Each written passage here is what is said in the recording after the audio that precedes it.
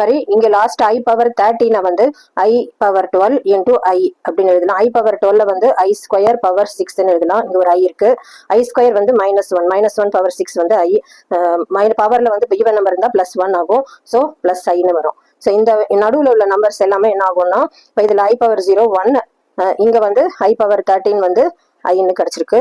இங்கே நடுவில் வந்து I வந்து I ஸ்கொயர் அதெல்லாம் வந்து 2 டைம்ஸ் இருக்குது. அதனால 2 காமனாக வெளில எடுத்தா I கியூப் I பவர் 4 அந்த மாதிரி I பவர் 12 வரைக்கும் இருக்கும்.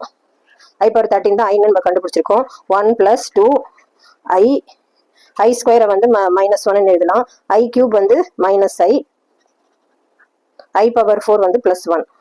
ஸோ அது மாதிரி போயிட்டே இருக்கும். இங்கே +I இருக்குது. இதெல்லாம் கேன்சல் ஆகிடும். 0 தான் இருக்கும். இப்போ இந்த டேர்ம் மட்டும்தான் இருக்கும். 1ம் ஐயும் மட்டும்தான் இருக்கும். ஸோ 1 + I தான் ஃபைனல் ஆன்சர். அது வந்து ஆப்ஷன் ஏல இருக்கிறனால ஆப்ஷன் ஏ தான் கரெக்ட் ஆன்சர். தேங்க்யூ.